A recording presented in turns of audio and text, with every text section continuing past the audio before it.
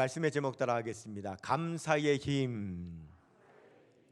제가 여러분들에게 퀴즈를 하나 낼 테니까요, 한번 맞춰보시기 바랍니다.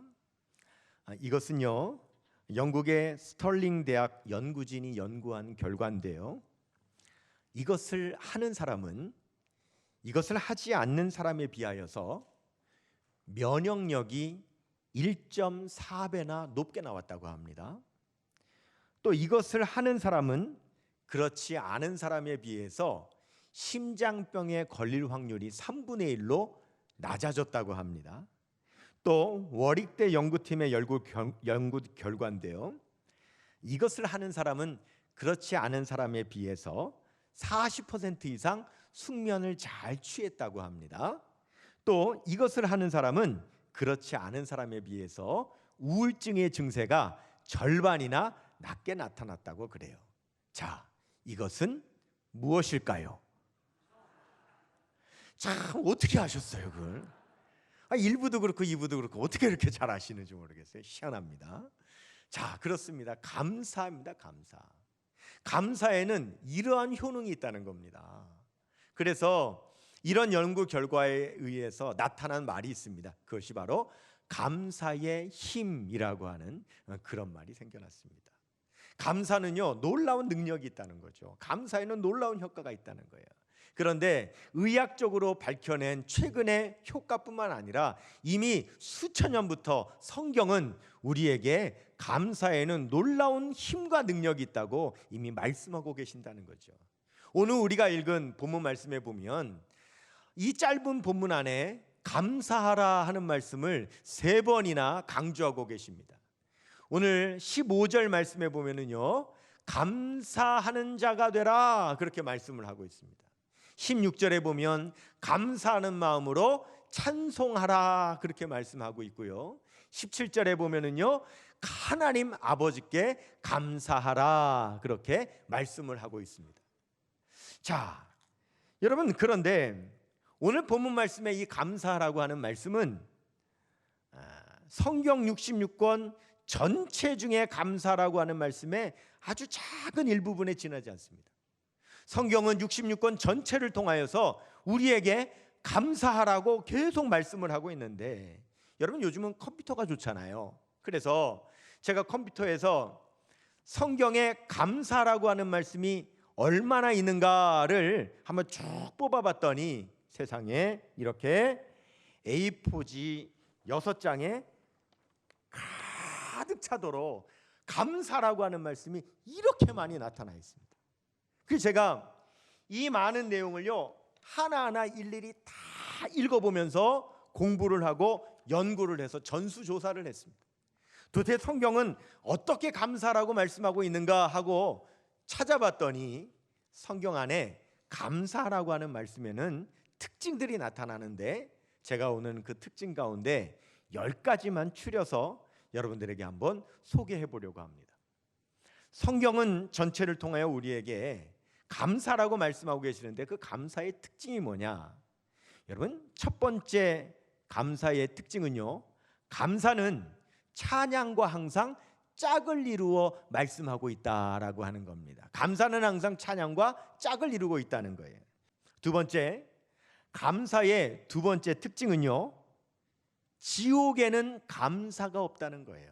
지옥에는 감사가 없다는 겁니다. 여러분, 우리가 이 세상을 사는 동안에도 만일 우리의 심령 안에, 우리의 가정 안에, 우리의 교회 안에 감사가 없다면 여러분, 그것은 무엇과 똑같으냐? 지옥 생활하는 것과 똑같다는 거예요. 여러분, 천국 생활하기 원하시죠? 우리가 천국의 삶을 살기를 원한다면 우리에게 무엇이 있어야 되느냐? 감사가 있어야 된다라고 말씀하는 거예요. 세 번째, 성경이 말씀하는 감사의 세 번째 특징은요, 감사는 우리 하나님을 영화롭게 한다는 겁니다. 우리가 하나님께 영광을 돌리는 방법, 하나님께서 우리를 통하여 영광 받으시는 것은요, 우리가 감사할 때 하나님께서 영광을 받으신다는 거예요. 그래서 우리는 감사해야 된다는 거죠. 감사의 네 번째 특징이 있습니다. 감사의 네 번째 특징은요, 감사는요, 찾으면 반드시 나온다는 거예요. 감사는 찾으면 반드시 나옵니다. 여러분 시편 139편 14절 말씀 봉독합니다. 시작. 내가 주께 감사하옴은 나를 지으심이 심히 기묘하심이라. 주께서 하시는 일이 기이함을 내 영혼이 잘 아나이다 그랬어요. 여러분 찾으면 반드시 감사할 거리가 나온다는 거죠. 우리가 감사의 특징을 살펴보고 있는데 성경이 말씀하시는 감사의 특징 다섯 번째는요, 코로나 시대에도 감사해야 된다는 겁니다. 다니엘서 우리 6장 10절 말씀 읽겠습니다. 시작. 다니엘이 이 조서에 왕의 도장이 찍힌 것을 알고도 자기 집에 돌아가서는 윗방에 올라가 예루살렘으로 향한 창문을 열고 전에 하던 대로 하루 3번씩 무릎을 꿇고 기도하며 그의 하나님께 감사하였더라. 아멘. 여러분 다니엘의 이 시대는 어떤 시대냐면 다리오 왕이 바벨론을 통치하던 시대였어요. 그런데 이 다니엘이 그만 신하들의 꾀임에 빠져가지고 어떤 조서를 내리냐면 앞으로 한 달 동안은 너희들이 어떤 종교를 갖고 있던 어떤 신을 믿든지 간에 그 신에게는 절대 기도해서는 안 된다. 그 신에게 절해서는 안 된다. 나에게만 절해야 된다 라고 하는 조서를 내린 겁니다. 다니엘이 국무총리잖아요. 그 왕의 조서에 도장이 찍힌 것을 알고도 그가 그날 돌아와서 자기 집에 돌아와 윗방으로 올라가 예루살렘으로 향하여 난 창문을 열고 그 앞에 무릎을 꿇고 앉아 하나님 앞에 하루에 3번씩 여전히 하던 대로 계속 감사의 기도를 드렸다. 그렇게 말씀하고 있어요. 여러분 다니엘이 살던 시대가 지금의 시대와 너무 같은 거예요. 다니엘의 시대에도요, 예배드리지 말라고, 기도하지 말라고 왕이 도장을 찍은 것처럼 지금 이 시대에도 모여서 예배드리지 말라고, 모여서 통성기도 하지 말라고, 찬양하지 말라고 그렇게 명령이 내려진 시대를 살아가고 있다고요. 여러분 이 시대는요, 어떤 신앙이 필요한가? 다니엘 같은 신앙이 필요합니다. 이 시대는 어떤 믿음의 사람이 필요한가? 다니엘 같은 믿음의 사람이 필요합니다. 다니엘은 이러한 시대에도 하나님 앞에 하루에 3번씩 무릎 꿇고 감사의 기도를 드렸다. 그렇게 말씀하고 있어요. 다니엘이 어떤 사람입니까? 지혜의 사람이요, 총명의 사람이요, 영성의 사람입니다. 어떤 사람이 참 지혜자입니까? 어떤 사람이 참 총명자입니까? 어떤 사람이 참 영성가입니까? 여러분 어려운 시대에도 우리 하나님 앞에 감사 기도를 드리는 사람이 참 영성가인 걸 믿으시기를 바랍니다. 그렇죠. 시대와는 상관없이, 환경과는 상관없이 하나님 앞에 늘 감사할 수 있는 사람이, 그 사람이 진정한 영성가지. 어떤 사람이 영성가이겠어요? 감사의 6번째 특징. 감사의 6번째 특징은요, 성경은 감사하지 않는 것은 죄라고 말씀하고 있다는 거예요. 로마서 1장 21절 같이 봉독합니다. 시작. 하나님을 알되 하나님을 영화롭게도 아니하며 감사하지도 아니하고 오히려 그 생각이 허망하여지며 미련한 마음이 어두워졌나니 그랬어요. 로마서 1장에 보면 감사의 죄의 목록이 쫙 하고 나옵니다. 그런데 그 죄의 목록의 첫 번째가 뭐냐? 하나님을 알면서도 하나님을 영화롭게 하지 않고 하나님께 감사하지 않는 것이 죄라고. 죄의 목록의 첫 번째가 하나님 앞에 감사하지 않는 것이 죄라고 그렇게 말씀하고 있다는 거예요. 여러분 우리 가만히 한번 생각해 봤으면 좋겠어요. 우리 지금 코로나로 지난 8달을 지내고 있습니다. 그런데 코로나 이전에 비해서 우리가 코로나의 이 8달 동안 세상이 달라진 것이 있다면 뭐가 달라졌습니까? 달라졌다기보단 더 심해진 것이 있습니다. 뭐가 심해졌느냐? 여러분 지금 사회 분위기가요, 점점 어떻게 변하고 있느냐? 비난하는 사회 분위기로 점점 바뀌어져 가고 있다. 불평하는 사회 분위기로 점점 바뀌어져 가고 있다는 거예요. 누가 코로나에 한번 걸렸다는 뉴스만 보십시오. 득달같이 달려들어서 사람들이 얼마나 비난을 하는지 모릅니다. 여러분 이 시대가요, 비난의 시대로 바뀌었습니다. 불평의 시대로 바뀌었어요. 어떤 시대는 불평이 없었습니까? 2000년 전 오늘 본문 말씀의 골로새 교회 시대도요, 여러분 불만이 많았던 시대였습니다. 오늘 본문 말씀 골로새서 3장 13절 말씀 읽습니다. 시작. 누가 누구에게 불만이 있거든 서로 용납하여 피차 용서하되 주께서 너희를 용서하신 것 같이 너희도 그리하고 그랬어요. 여러분, 불만이 있다면 서로 용서해 줘야 되는데 이 시대를 보십시오. 비난은 합니다. 불평은 합니다. 불만은 있습니다. 그러나 용서는 안 하는 시대입니다. 사람들이 점점 예민해지고, 사람들이 점점 날카로워지고, 사람들이 메마를 대로 메말라버린 시대를 우리가 살아가고 있다는 거예요. 하나님은요, 감사가 없는 시대가 죄악의 시대라고 말씀하고 있는 거예요. 일곱 번째, 감사의 일곱 번째 특징은요, 감사는 은혜를 넘치게 하는 기적이 있다는 겁니다. 고린도후서 4장 15절 말씀 같이 봉독합니다.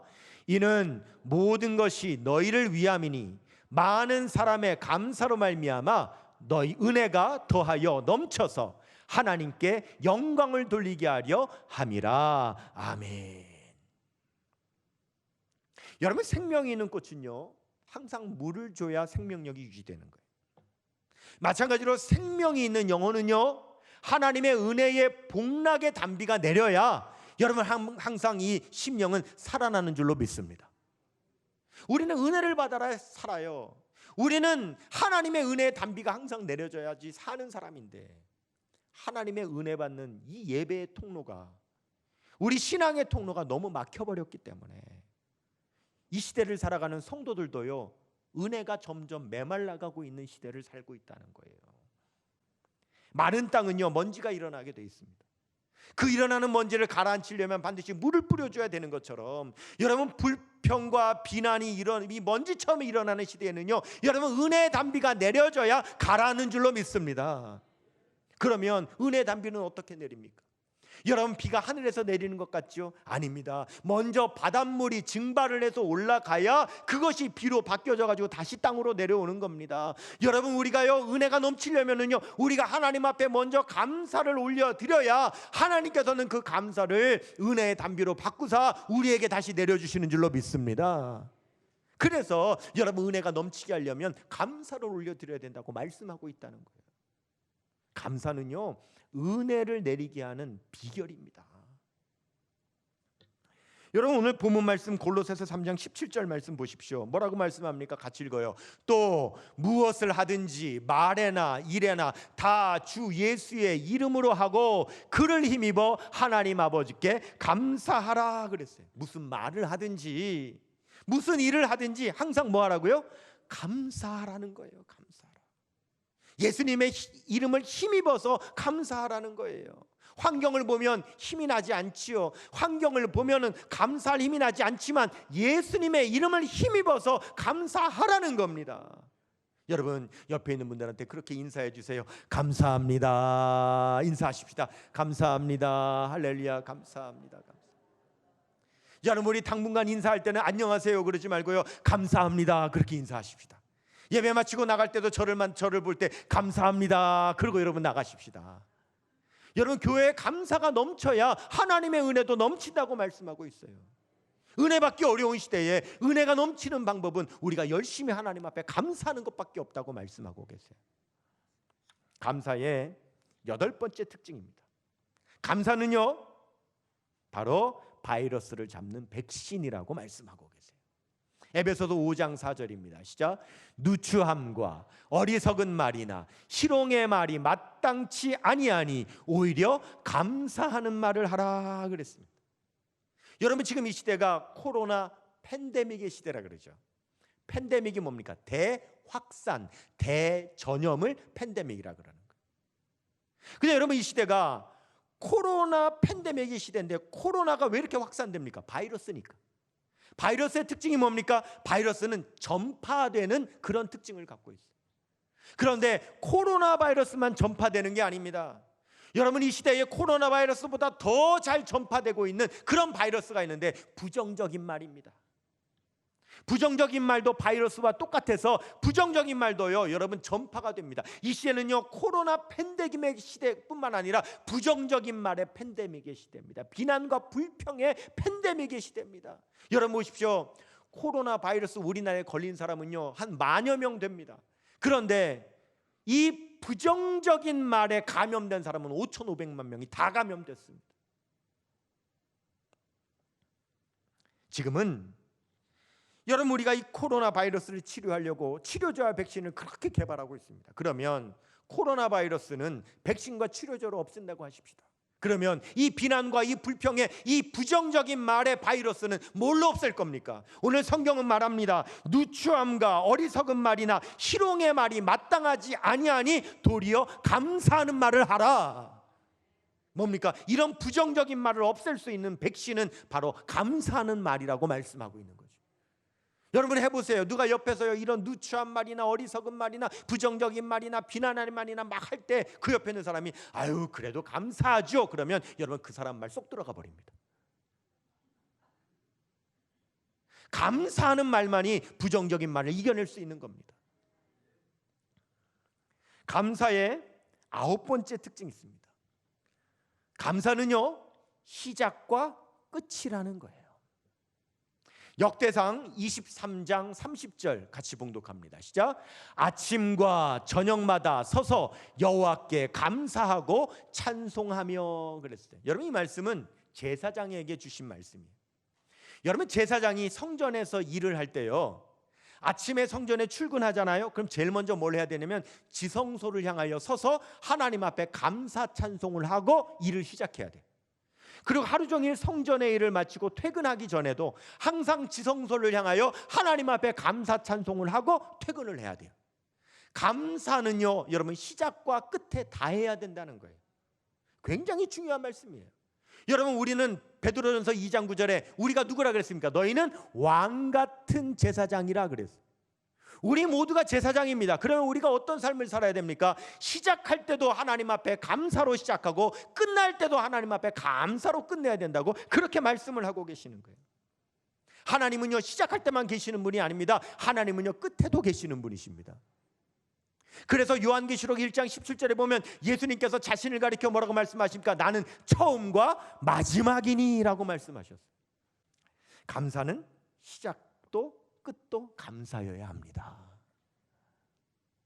이제 마지막 감사의 10번째 특징입니다. 감사는요 말세에 구원받은 성도들이 감사하는 성도입니다. 말세에 구원받는 성도는요 감사하는 성도입니다. 요한계시록 11장 17절 말씀 봉독합니다. 이르되 감사하옵나니 옛적에도 계셨고 지금도 계신 주 하나님 곧 전능하신 이여 친히 큰 권능을 잡으시고 왕노릇 하시도다 그랬어요. 우리가 요즘 요한계시록을 수요일마다 같이 공부를 하고 있는데 여러분 앞으로 요한계시록을 보시면은요 구원받은 성도들은 반드시 뭘 하느냐? 감사합니다. 우리 예수님께서 구름을 타시고 먼저 공중에 재림하실 때에 여러분 이 땅에 있는 성도들이 다 휴거되어 들림받아가지고 공중에서 어린 양의 혼인잔치에 참여하게 되거든요. 여기 계신 우리 모든 우리 사랑하는 우리 평성교회 성도님들 한 분도 빠짐없이 다 들림받으시기를 축원합니다. 우리 다 올라가야 됩니다. 그럼 우리가 들림받아서 공중에서 우리 예수님을 맞이할 때 여러분 뭐 하는 줄 압니까? 주님 이렇게 저를 이끌어 주셔서 감사합니다. 구원해 주셔서 감사합니다. 여러분 계속 감사하게 되는 겁니다. 새 하늘과 새 땅 새 예루살렘이 내려와 우리가 생명수 강가에서 영원한 생명나무 열매를 먹으며 우리 예수님과 영원히 살 때도요 늘 뭐 하느냐? 감사합니다. 감사합니다. 말세에 구원받는 성도들은요 감사하는 성도입니다. 오늘 제가 여러분에게 성경 66권 전체에 있는 감사라고 하는 말씀을 다 제가 일일이 찾아서 연구하면서 그중에 단 10가지만 이 감사의 특징들을 찾아서 여러분과 함께 같이 나누어 봤는데요. 자, 10가지 다시 한번 생각해 본다면 첫 번째, 감사는요 항상 찬송과 짝을 이룬다. 그 말씀을 드렸습니다. 두 번째, 지옥에는 감사가 없다 그랬습니다. 세 번째, 감사는 우리 하나님을 영화롭게 한다 그랬습니다. 네 번째, 감사는 찾으면 반드시 나온다라고 말씀드렸습니다. 자, 다섯 번째, 코로나 시대에도 우리는 감사해야 된다는 겁니다. 여섯 번째, 감사하지 않는 것은 죄다라고 하는 겁니다. 일곱 번째, 우리가 은혜를 넘치도록 받는 비결은 하나님 앞에 감사하는 것이다. 감사는 은혜를 받는 기적을 일으킨다. 여덟 번째, 불평과 비난과 부정적인 말을 없애는 바이러스는 감사다. 9번째, 감사는 시작과 끝이다. 마지막 10번째, 말세에 구원받은 성도는 감사하는 성도다. 지난 수요일이었어요. 매주 수요일 저녁은 제가 이제 수요예배를 앞에 두고 우리 부목사님들하고 같이 저녁을 항상 시켜 먹어요. 그래서 그날도 저녁을 시켜 먹는데 짜장면을 시켰어요. 그래서 짜장면을 시켜가지고 저녁을 먹는데, 여러분, 전에는 짜장면 배달시키면은요, 이렇게 그릇에다가 짜장면 갖고 오면 먹고 나면 그릇 밖에다 내놔야 다시 찾아갔잖아요. 근데 요즘 안 그러더라고요. 요즘은 짜장면 배달시키면 다 일회용 용기에다가 짜장면이 배달이 옵니다. 그래서 안 내놔도 되고 그냥 먹고 나서 버리면 되더라고요. 그래서 여러 명이 시켰으니까 이만한 상자에다가 이 배달 상자에다가 일회용 용기로 된 짜장면, 짬뽕 이런 것들을 다 이렇게 배달해 왔어요. 그래서 그걸 받아가지고 그 용기들을 다 이렇게 드러내가지고 먹으려고 다 드러내는데, 마지막에 용기를 다 드러내고 나니까 이제 빈 상자가 남았잖아요. 근데 빈 상자 바닥에 뭐 글씨가 크게 써 있는 거예요. 종이 한 장이 들어 있고. 이렇게 봤더니 그게 뭐라고 써 있냐면 그 종이 바닥에 이렇게 써 있는 거예요. 제가 갖고 왔어요. 이거 그 바닥에 있었던 종이거든요. 맨 밑바닥에 깔려 있는 종인데 거기에 뭐라고 써 있냐면 이렇게 써 있더라고요. 당신의 용기를 지지합니다. 이렇게 써 있는 거예요. 그래서 이걸 딱 보고, 야, 이 코로나로 시대가 어려우니까 이 짜장면 집도 이렇게 배달할 때 사람들한테 이렇게 용기를 주는구나, 참 이렇게 위로를 하는구나, 이러고 제가 부목사님들에게 얘기했더니 우리 부목사님 하는 말이, 목사님, 그런 뜻이 아니고요. 맨 밑바닥에 있는 두꺼운 종이가 뭐냐면 당신의 짜장면 일회용 용기를 지지합니다. 당신의 용기를 지지합니다. 이런 말이라는 거예요. 야, 여러분, 이중적인 의미를 담은 거죠. 그렇죠? 이게 맨 밑바닥에 있으니까 당신의 용기를 이 종이가 지지합니다, 이런 의미도 있지만 사실 어떤 의미입니까? 어려운 시대에 용기 내십시오, 당신의 용기를 지지합니다라는 그런 이중적인 의미를 담은 거더라고요. 야, 기가 막혀가지고 제가 무릎을 쳤습니다. 야, 기가 막히다. 그래, 여러분, 짜장면 먹고요, 그 용기 다 버렸지만 이것만큼은 안 버리고 제 방에다 걸어놨습니다. 제가 너무 감동해가지고 제가 걸어놨어요. 참 놀라운 게, 여러분, 말에는요 힘이 있다는 거예요. 말이 힘이 있습니다. 긍정적인 말은 긍정적인 힘이 있고요, 부정적인 말은 부정적인 힘이 있습니다. 하물며 우리가 하나님 앞에 올려드니 감사야말로 얼마나 큰 힘이 있겠습니까? 그래서 성경은 우리에게 끊임없이 감사하라고. 왜 하나님께서는 우리에게 이렇게 오늘 본문 말씀을 통하여 감사라고 하시는가? 그 이유는요, 우리가 어떤 사람이냐? 우리는 하나님께로부터 택함 받은 사람이기 때문에 우리는 반드시 하나님 앞에 감사해야 된다라고 말씀하는 거죠. 오늘 골로새서 3장 12절 말씀 같이 읽겠습니다. 시작. 그러므로 너희는 하나님이 택하사 거룩하고 사랑받는 자처럼 긍휼과 자비와 겸손과 온유와 오래 참음을 옷 입고 그랬어요. 여러분, 사람은요 자기에게 맞는 옷을 입어야 돼요. 자기의 신분에 맞는 옷을 입어야 돼요.